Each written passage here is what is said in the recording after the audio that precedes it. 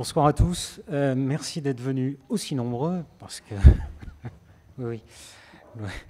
On a le plaisir aujourd'hui de vous proposer, en fait, ça s'appelait une conférence, on va dire que c'est plutôt une table ronde, ou ovale, co-organisée avec l'Institut Pasteur, François Bontemps ici, qui est chercheur à l'Institut Pasteur, et la chaire éthique et gouvernement d'entreprise de Dauphine, qui ont décidé il y a maintenant 2 ans de réfléchir à comment on pouvait finalement rapprocher des thèmes de réflexion et de discussion surtout dans 2 domaines scientifiques apparemment distincts.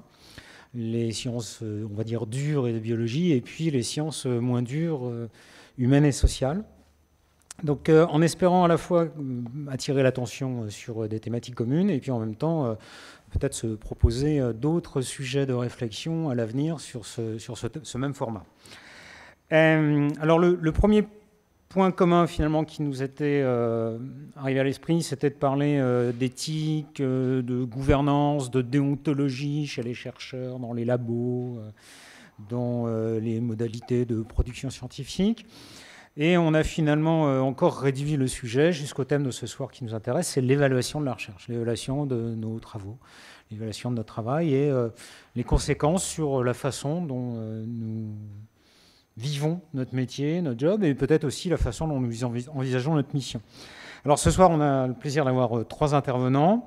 Dans l'ordre, donc Yves Gingras, qui nous vient de l'Université de Québec à Montréal, qui est historien et sociologue des sciences.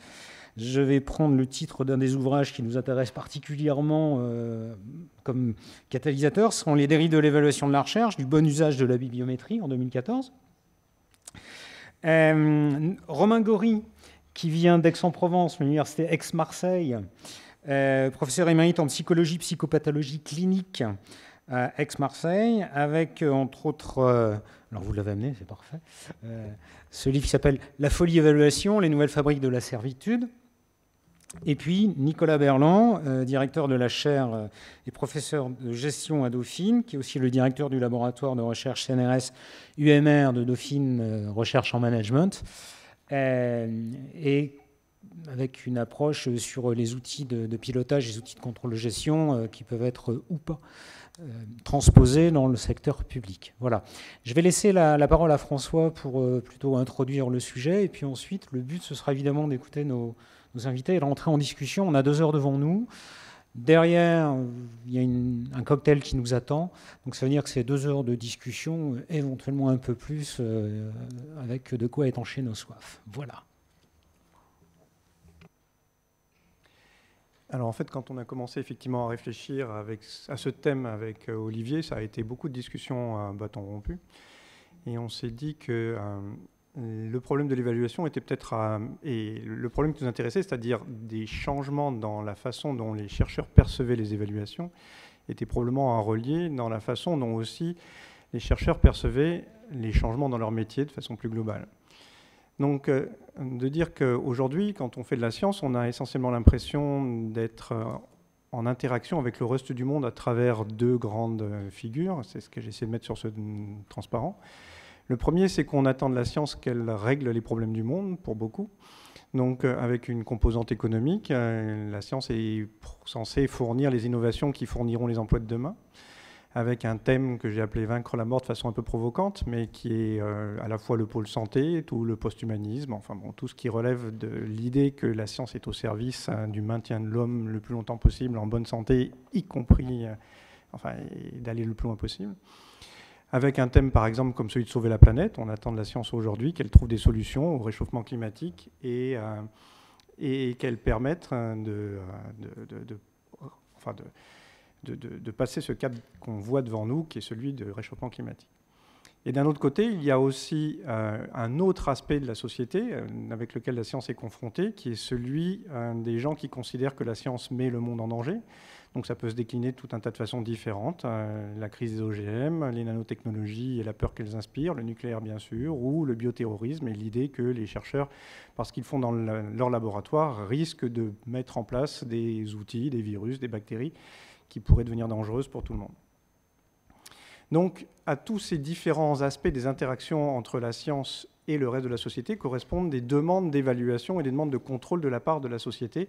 Et c'était ça un peu le point de départ de notre réflexion. Alors quand on regarde un peu ce qui se passe aujourd'hui en France, essentiellement, mais je pense que ça serait pareil dans d'autres pays, Gingras nous le dira peut-être, il existe tout un tas de pôles différents qui s'occupent de nous évaluer sur les différents aspects qu'on peut définir précédemment. Donc typiquement, si on considère qu'évaluer, c'est d'une part vérifier dans quelle mesure quelque chose est en adéquation avec les objectifs qui lui ont été associés, d'autre part, dans quelle mesure une structure est performante, au sens où lorsqu'on lui donne de l'argent, elle l'utilise efficacement, et enfin, dans quelle mesure elle travaille correctement et proprement. On voit qu'on a effectivement des agences qui vont s'occuper de notre adéquation à nos objectifs, qui vont même nous les fixer.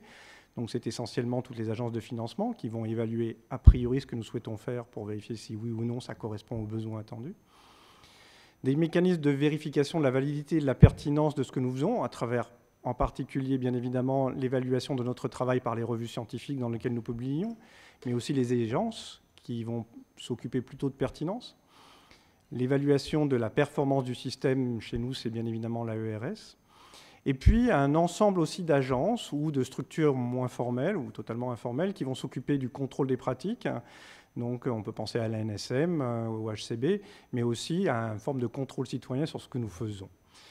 Et à partir de là, une première question qui nous a intéressés, et la première question que nous avons posée aux intervenants de cet après-midi, enfin de ce soir, c'était de savoir dans quelle mesure les mécanismes et les évaluations et les outils d'évaluation qui avaient été mis en place étaient pertinents au vu de ces différents objectifs.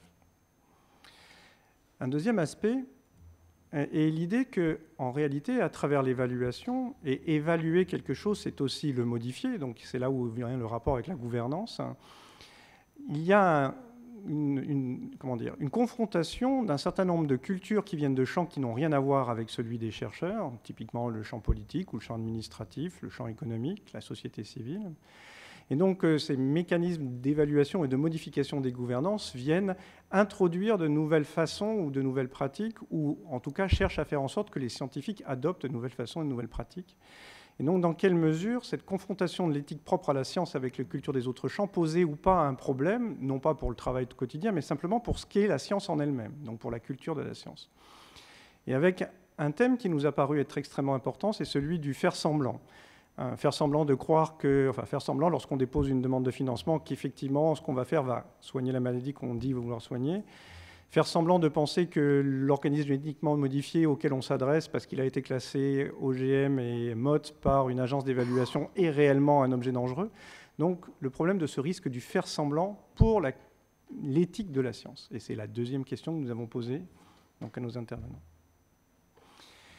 Et enfin, le troisième point, c'est que pour nous, la science a quand même quelque chose à voir avec la vérité. Donc le cœur quand même de la science, c'est de chercher, peut-être pas à dire le vrai, c'est une grande discussion qu'on pourrait avoir, mais en tout cas de se rapporter à la vérité.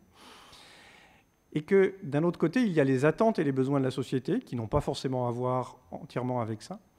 Et donc la question qu'on se posait, c'était est-ce qu'on peut imaginer une organisation de l'évaluation, de la gouvernance, qui satisfasse à la fois l'éthique de la science et ce rapport à la vérité qui est primordial en science, et les attentes de la société. Donc c'est aussi la troisième question que nous avons demandé à chacun de nos trois intervenants d'essayer d'y répondre de leur point de vue à eux.